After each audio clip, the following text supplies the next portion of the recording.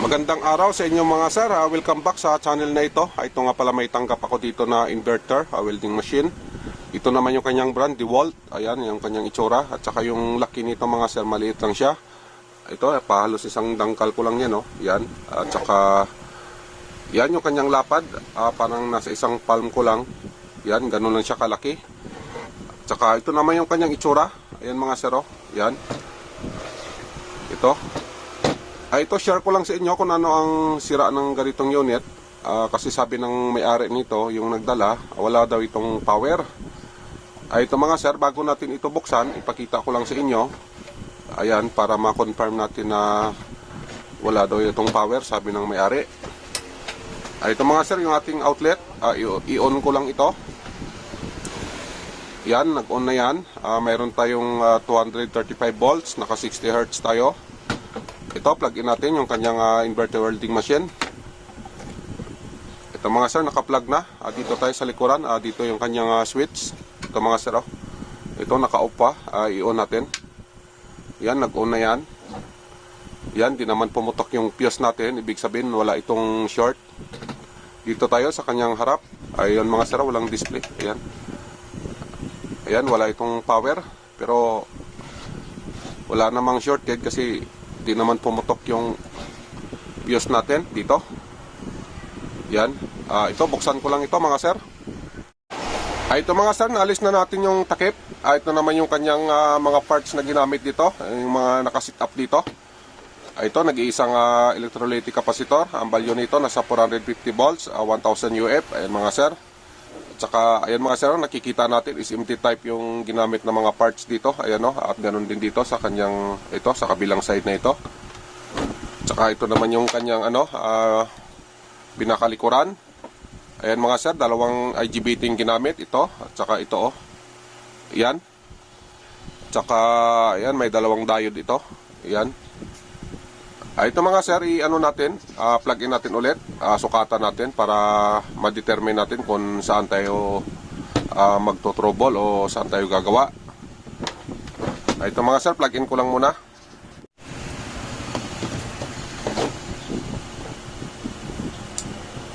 Ito mga sir, naka-plug in na yan. Ito, power on natin to, yung kanyang switch. Dito tayo. Ito, iset lang natin yung ating multimeter sa DC volt. Ayan mga sir, naka DC volt na tayo. Bali, ang gawin natin, dito tayo mag-reading sa kanyang 400 volts na kapasitor dito. Para malaman na natin kung saan tayo titira. Kasi hindi naman pumutok ang fuse, ibig sabihin wala ating shorted. Try natin kung pumasok dito ang supply. Dito sa kanyang main supply na ito. Ito, ating multimeter, nakasit na yan sa DC volt. Ayan mga sir. Itong ating panukat, yung negative natin, itong kulay black na ito, dito lang natin ilagay sa marker na ito kasi ito yung kanyang negative line, negative side. Yan. Dito natin ilalagay yung black natin. Ito. Ito yung multimeter natin. Yan. Yan mga sir. May reading tayo na 319 volts. Ibig sabihin, nakakapasok yung supply natin magmula dun sa AC line. Nakakarating dito sa 400 volts. Ayan present yung reading natin na 320 volts. Pero hindi siya umaandar kahit na may power. Ayan yung kanyang display, wala. Bali, ang gawin natin dito mga sir, try natin dito. Dito sa ito, switching supply nya. Bali, ito yung kanyang pinaka primary. Yan. Dito mga sir, kung napapansin nyo, wala tayong makita dyan na 400 volts na kapasitor. Dito sa primary na ito, papuntang dito, supply dito sa kanyang controller o supply sa kanyang pan. Kasi yung pan nito, ayun mga sir, hindi umiikot. Ang pan kasi na ito, dito kumukuha ng supply. Dito, ito yung pan niya. Ito naman yung primary. Ito yung secondary. Ibig sabihin, walang secondary. Kasi nga, hindi umiikot yung pan. Ayan mga sir, Yan, yung pan natin, Samantala na may supply naman ito, itong 400 volts na kapasitor, yung main supply nito. Ito mga sir, i-reading natin kung nakakarating ba ang supply nito papunta dito sa chopper. Ito, red lang natin. Yung ating multimeter nga pala, ganun ulit, DC volt lang tayo. Yan. Yung ating negative line mga sir, doon pa rin, doon sa pinaglagyan natin, sa negative side, dito. Yan. Dito mga sir, oh. Ito yung kanyang,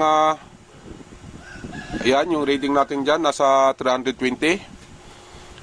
Dito, sukatan natin itong coil na ito. Kung may pumasok dito na 320. Yan, oh, may 320 tayo dito. Try natin dito sa coil. Kung may pumasok na 320 volts, ibig sabihin, pag may pumasok dito, malamang sira itong pinaka-primary niya. Kasi nga, nakakapasok naman yung supply. Ang problema, wala namang tagos dito sa kabila, walang secondary. Ito mga sir, reading natin. Ayun mga sir, oh, tagos. Yan, nasa 319 volts. Yan. Ibig sabihin, itong primary niya, dito rin kumukuha ng supply. Dito sa main supply na ito. Dito siya kumukuha ng 400 volts. Nakakarating naman siya dito sa chopper na ito. Dapat sana, mayroon tayong reading dito. Dito sa secondary, para iikot yung ating pan. Ito mga sir, hindi umiikot yung pan. Ibig sabihin, itong 8 pins na IC na ito, itong kanyang pinaka-regulator, baka may problema ito. Hindi siya nag-switching. Kasi pag nag-switching yan, dapat may secondary tayo. Ibig sabihin, walang switching ito. Wala din namang shorted. Bali, ang focus natin mga sir, dito tayo. Para ito yung i-trouble natin na dapat ito magkaroon ng supply dito sa secondary. Dito. Para umikot yung pan natin. Para mabuhay itong kanyang display. Ayun mga sir, walang display. Kasi ang display nito, dito din galing yan sa secondary.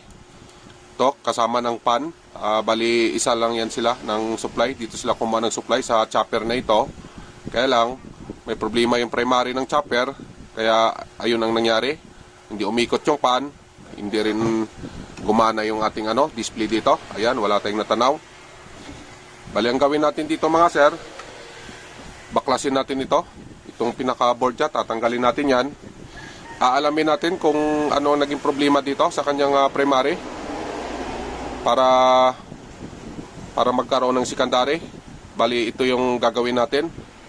Ito nga pala yung panukat natin. Kung napapansin nyo, ayan, matulis ito mga sir. Ayan, ginagawa ko dito, hinahasa ko ito. Ito mga sir, ayan, kahasa lang ito. Ayan, kung nakikita nyo, may bakas pa yan, oh. Yan, yan, hinahasa natin yan, ganyan. Kasi nga, ang purpose nito mga sir, bakit natin hinahasa? Kasi minsan may ginagawa tayo na circuit board na coated. Ibig sabihin ng coated, nakabalot siya ng silikon.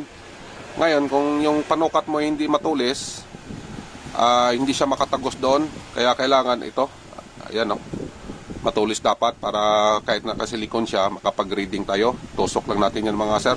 Tatagos na yan doon sa sinusukatan natin. Ganun lang. Ito, tuloy natin yung ginagawa natin. Share ko lang naman, tip ko lang yun sa inyo. Ito, mas mainam na ganito. Ayan, bili kayo ng ganito. Yan, panghasa. Lahat ng mga ginagamit ko na multimeter, nakahasa yan. Ito mga sir, baklasin ko na para mabilis tayo. Dagdag lang pala mga sir, nakalimutan ko sabihin sa inyo, pahabol lang. Ito, patayin muna natin yan. Yan. Yan, bunutin natin. At saka ito, yan, patayin muna natin yan. Pagkatapos mga sir, ayan, kahit patay na yan, ayan o, hindi na yan siya nakasaksak. Yung ating, ayan o, yung ating isi, yan, hindi na yan nakasaksak. Pero dito mga sir, ipakita ko lang sa inyo, dito may karga pa rin dito. Yan o. Yan, bumaba. Dito, lipat natin yung ating multimeter para makita nyo. Ayan mga sir o, bumaba na siya, pababa ng pababa. Bali ang gawin natin, kailangan i-discharge natin itong laman niya. Kasi pag halimbawa na ginalaw natin ito, tapos may laman ito, malamang makakuryente tayo o di kaya maputukan tayo. Bali ang gawin natin dito mga sir, bago natin ito galawin, itong primary na target natin, ang gawin natin dito, ayan, kasi mabagal bumaba, discharge na lang natin para mabilis. Ito lang yung gamitin natin, yung panghinang. Pwede naman natin i-short yan ng ito. Kaya lang, puputok yan. Kasi mataas pa yung karga niya. Ito mga sir, yung gamitin natin, ito, yung panghinang natin, yan. Itong dulo niya. Dito mga sir, oh, discharge natin ito. Yan, pagdikitin lang natin. Yan, ganyan lang, oh. Yan.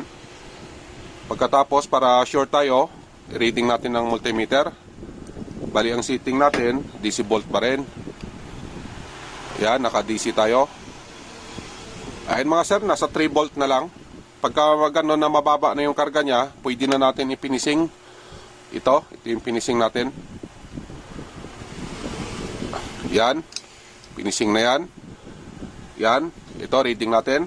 Check natin yung 3 volts na natira kanina, kung mayroon pa.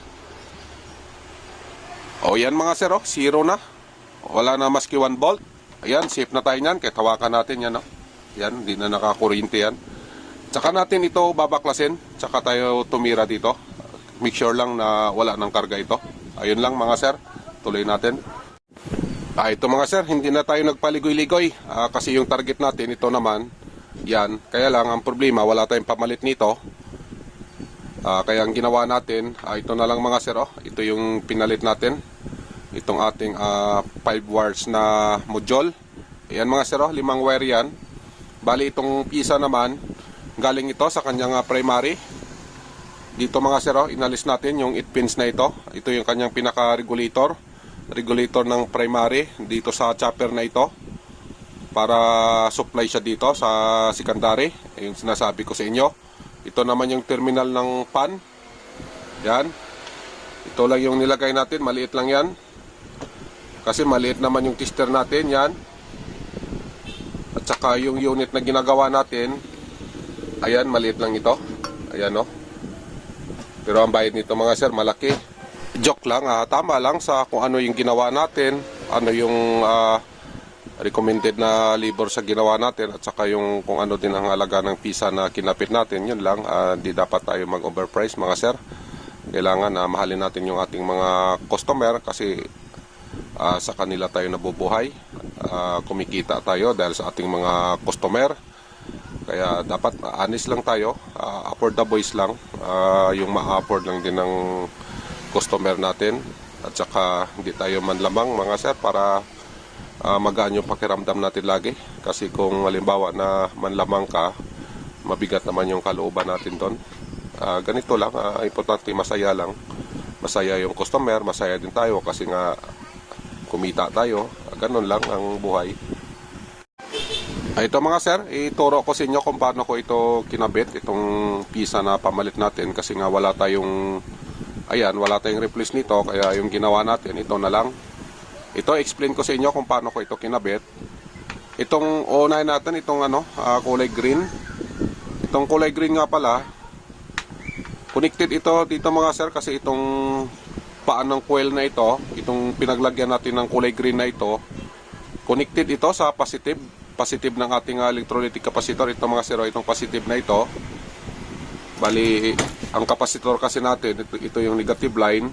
Ito naman yung kasang positive. Itong paa na ito, na walang marker, positive yan. Itong paa na may marker, yun yung kanyang negative line. Yung kulay green natin, doon nakalagay yan, dito sa positive side ng ating electrolytic capacitor. Ito yun mga sir, ito. Kung dito tayo sa likod titingin, dito siya. Ito ay multimeter ko. Para klaro tayo. Ito ilagay ko lang yung ating multimeter sa ito mga sir, buzzer mode tayo. Ayan o, buzzer mode na yan. Yan, buzzer mode. Ito mga sir, positive side dito. Ito. Itong kulay green. Dito yan mga sir o. Ayan o. Ayan, connected yan sila. Pagkatapos, ano bang sunod sa green? Ito kulay white. Yan mga sir, kulay white ito. Ito naman, nakalagay ito sa feedback natin. Dito sa kanyang optocoupler. Ito mga sir, yung kanyang optocoupler. Ayan, kita nyo ba? Ito mga sir, ito. Dito na lang, tingnan nyo dito. Ito. Itong awit lang. Yan mga sir, yung ating optocoupler. Pinokus ko yung ating camera para makita nyo. Ito yung optocoupler. Yan. Ito naman yung kanyang Anoid, cathode. Itong unang paa na ito yung kanyang anoid, cathode.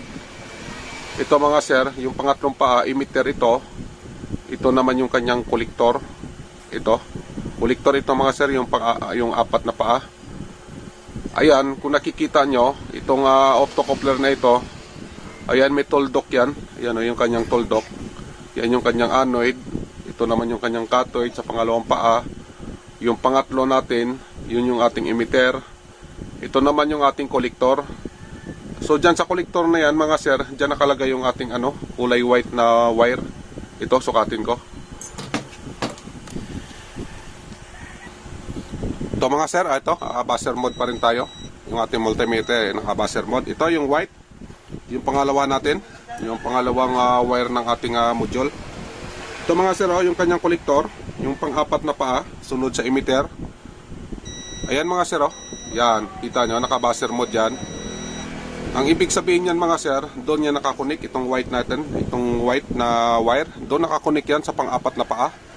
Dito ko lang siya nilagay, kasi nga yung line yan, papunta naman dito. Dito natin nilagay kasi may butas dyan. Yan. Ito, dito tayo sa pangatlong wire. Tapos na itong kulay green, itong white. Ito mga sir, yung kulay pula. Ito, yung red na ito. Yung red na ito, bali dito naman ito nakalagay sa dito sa positive side ng maliit na capacitor na ito mga sir. Ito. Yan, yung positive side dito. Diyan natin ilalagay. Ito siya mga sir. Ito yung kanyang negative. Yan. Dito natin siya ilalagay sa positive side. Doon sa walang marker, doon natin ilalagay yung ating itong ating kulay pula. Kung titingnan nyo dito yan mga sir, ayan siya yung ayan. Yan.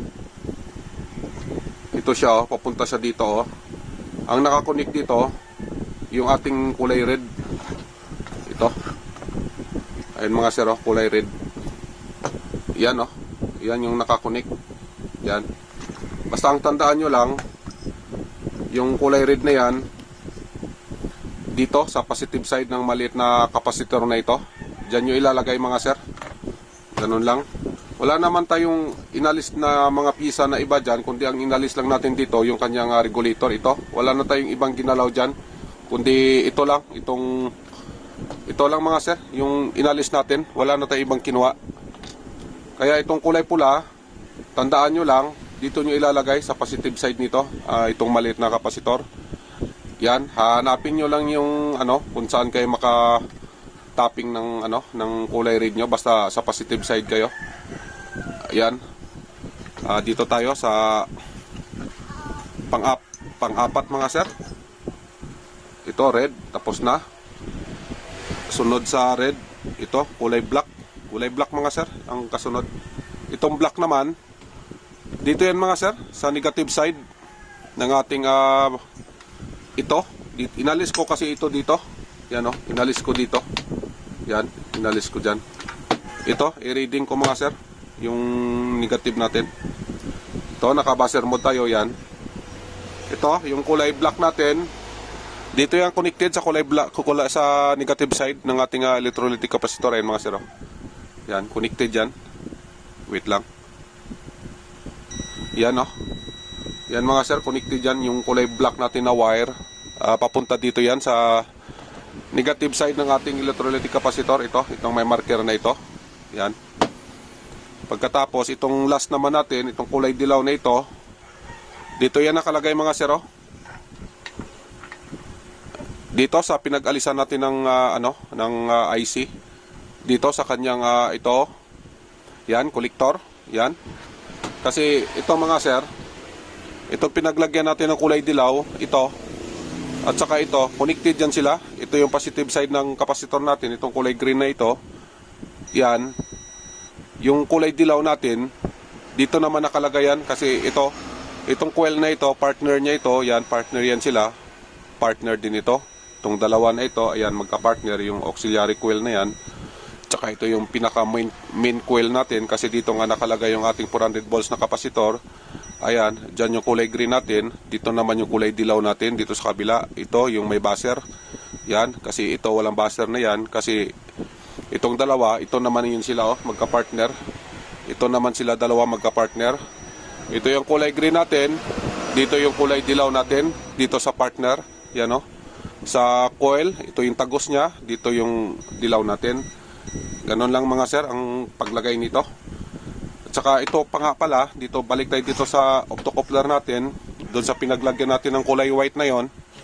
Yung dito mga sir, oh, yung pinaglagyan natin ng kulay white. Yung dito mga sir, oh, yung sa pin number 4, pin number 4. Yung pin number 3 kasi niyan, emitter. Yung pin number 4 natin, collector. Yung pin number 3 natin na emitter mga sir, make sure lang na naka-grounding dito sa negative side ng ating electrolytic capacitor. Itong main supply natin. Ito yon mga sir, ito. Inalis lang natin dyan. Ito mga sir, pakita ko sa inyo na yung optocoupler kasi natin andun sa looban, di masyado makita.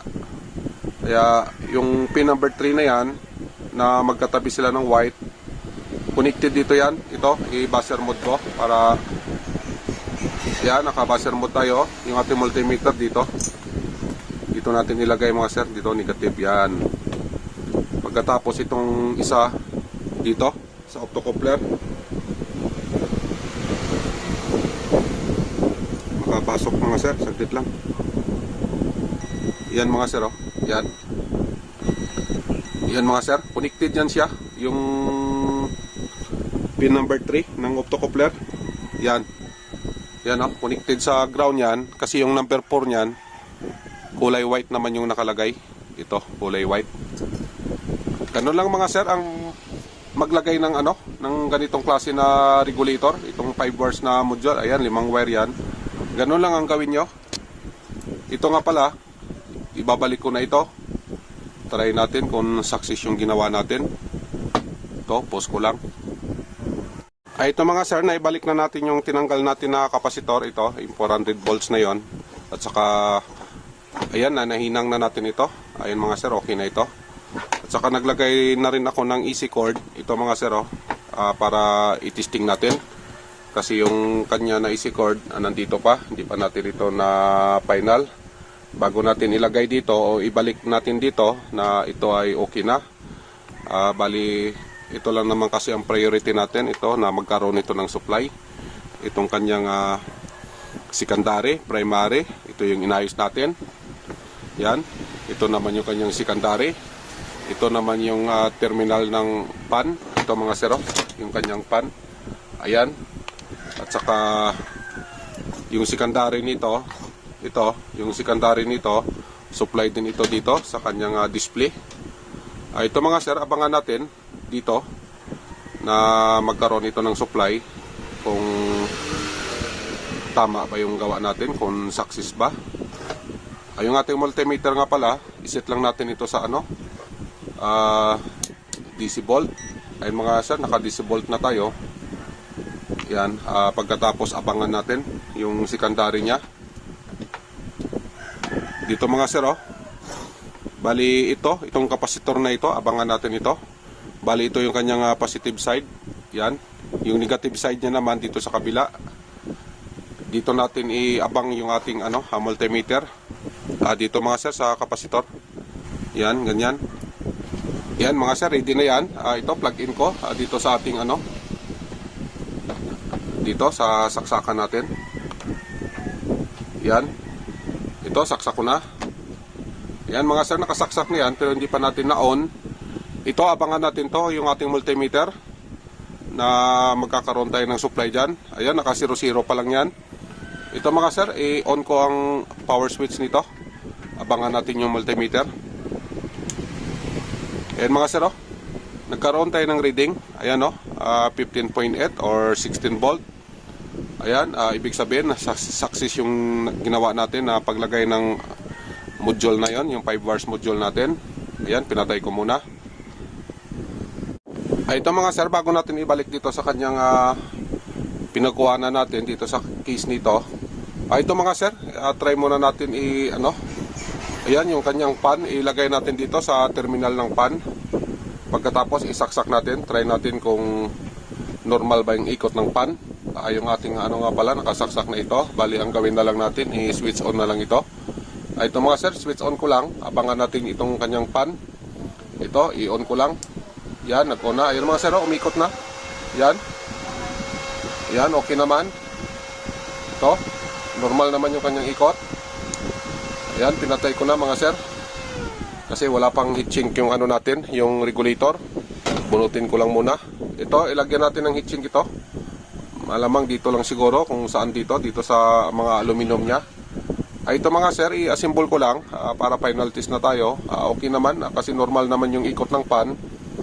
Ayan, ito, i-final test na natin. Ibuuin ko na ito.